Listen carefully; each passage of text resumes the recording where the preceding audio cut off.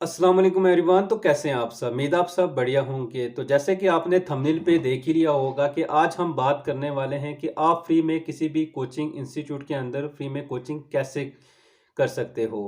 तो आपके आसपास अगर कोई भी ऐसा स्टूडेंट है जो कोचिंग करना चाहता है बट उसको फाइनेंशियली बहुत वीक है, तो उसके साथ आप ये वीडियो शेयर कर सकते हो ताकि वो नीट जैसी कोचिंग फ्री में कर सके, या फिर जेकेएसएसबी की कोचिंग, या फिर कोई भी class 9 10th 11th 12th under graduate SSC की किसी भी कोचिंग सेंटर के अंदर अगर वो कोचिंग करना चाहता है जहाँ पे लोग 2 से 2.5 लाख रुपया दे के अपनी कोचिंग करते हैं, वहाँ पे वही स्टूडेंट उसी कोचिंग सेंटर के अंदर फ्री में कोचिंग कर सकता है।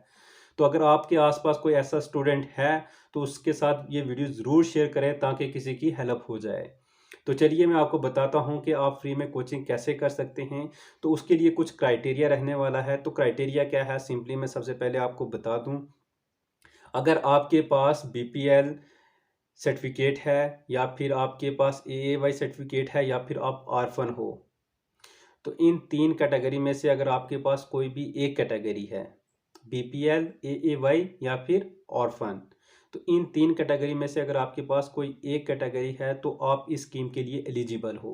डैट मीन्स आप किसी भी कोचिंग सेंटर के अंदर कोचिंग कर सकते हो, चाहे वो आपके डिस्ट्रिक्ट के अंदर है, चाहे वो आप दूसरी डिस्ट्रिक्ट के अंदर है, जहाँ भी आप कोचिंग करना चाहते हो आराम से आप उस कोचिंग सेंटर के अंदर बिल्कुल फ्री में आप कोचिंग कर सकते हो।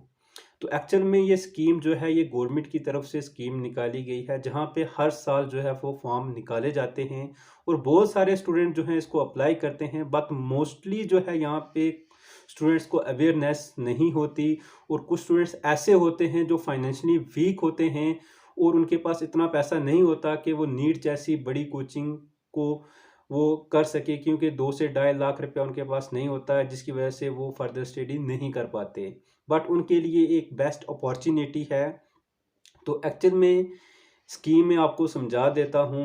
जस्ट लाइक कि गवर्नमेंट की तरफ से एक स्कीम है ये, जहाँ पे कोई भी कोचिंग सेंटर है, किसी एक कोचिंग सेंटर की अगर हम बात करें तो वहाँ पे 100 स्टूडेंट है, तो उसमें जो 10% जो कोटा होता है वो गवर्नमेंट का होता है। मतलब कि अगर 100 स्टूडेंट है उसमें से 10 स्टूडेंट जो होते हैं वो गवर्नमेंट की तरफ से उस कोचिंग सेंटर के अंदर भेजे जाते हैं। वहाँ पे फ्री में कोचिंग उसको दी जाती है। उसकी फ़ी पे कौन करता है? वो करती है गवर्नमेंट।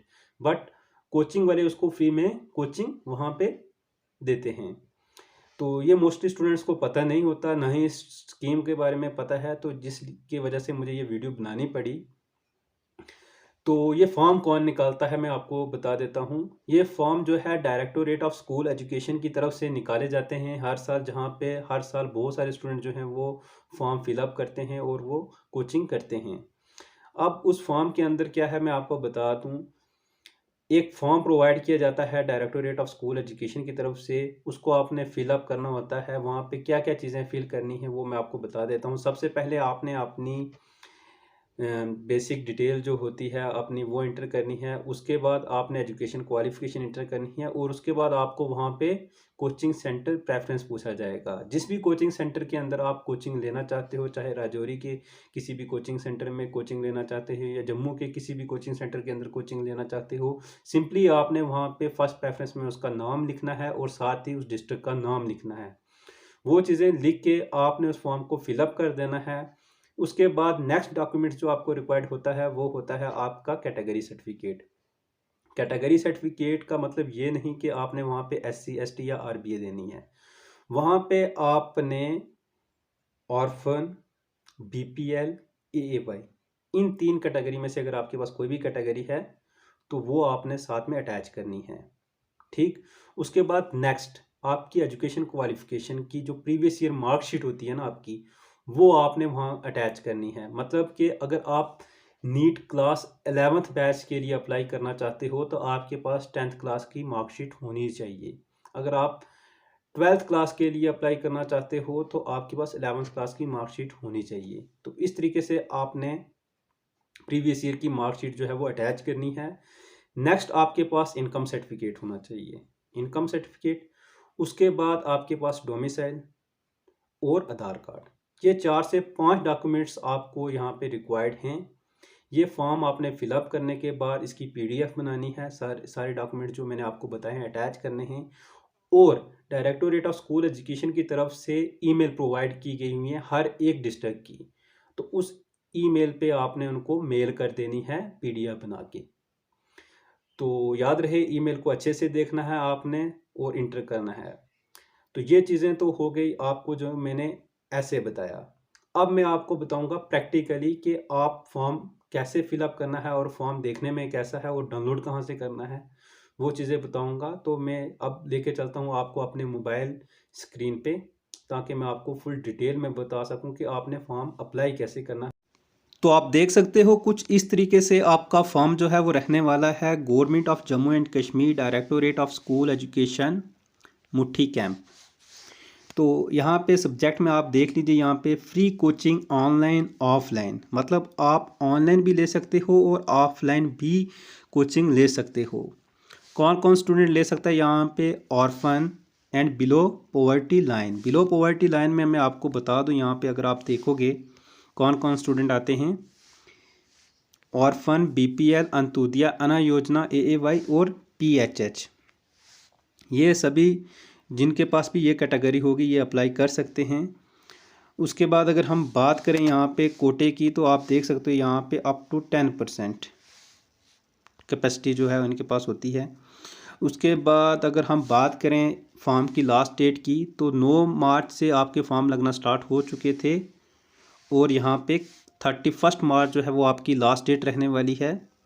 और जो भी डॉक्यूमेंट्स आप पीडीएफ बनाओगे तो आपने इन मेल पे सेंड कर देनी है।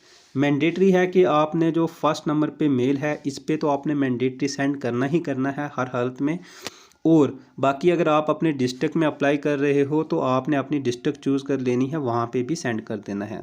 मान के चलो आपने इस पे तो सेंड करना ही करना है, बाकी आपकी कोई भी डिस्ट्रिक्ट है आपने उस पर भी सेंड करना है। जैसे राजौरी है तो राजौरी वाली ईमेल पे सेंड कर देना, अगर कठुआ में हो तो कठुआ वाले पे। मतलब कि अगर आप वहाँ पे कोचिंग करना चाहते हो डिस्ट्रिक्ट में तभी करनी है, अदरवाइज़ आपने जम्मू सेलेक्ट करके फर्स्ट और सेकंड नंबर वाली ईमेल पे मेल कर देनी है। नेक्स्ट अगर हम बात करें यहाँ पे, अगर आप देखोगे फॉर्म जो है वो आपका कुछ इस तरीके से रहने वाला है, एप्लीकेशन फॉर्म। यहाँ पे आपने अपना फ़ोटोग्राफ जो है वो ऐड करना है और अपनी पर्सनल इन्फॉर्मेशन जो है इंटर करनी है। प्रीवियस क्वालिफ़िकेशन यहाँ पे आपने इंटर करनी है और साथ ही यहाँ पे अपनी category, phone number, email inter करना है और यहाँ पे आपने कोचिंग सेंटर प्रेफरेंस देनी है। तो उसके बाद आपने ये सभी चीज़ें इंटर करके, तो आप देख सकते हो यहाँ पे, अगर आपको यहाँ पे हम डॉक्यूमेंट्स की बात करें तो आप देख लीजिए यहाँ पे इन्होंने मेंशन किया हुआ है।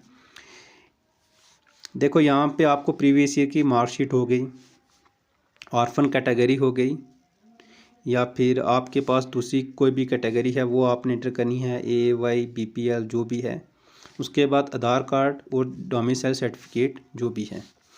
तो ये सभी चीज़ें आपने पीडीएफ बना के इनको मेल कर देनी है। तो कुछ इस तरीके से आपका जो है फॉर्म सबमिट हो जाएगा।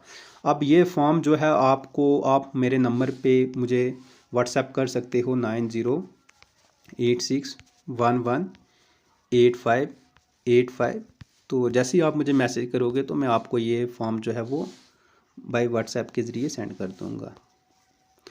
तो आई होप ये वीडियो आपके लिए यूज़फुल रही होगी। तो वीडियो अच्छी लगी तो वीडियो को लाइक करें।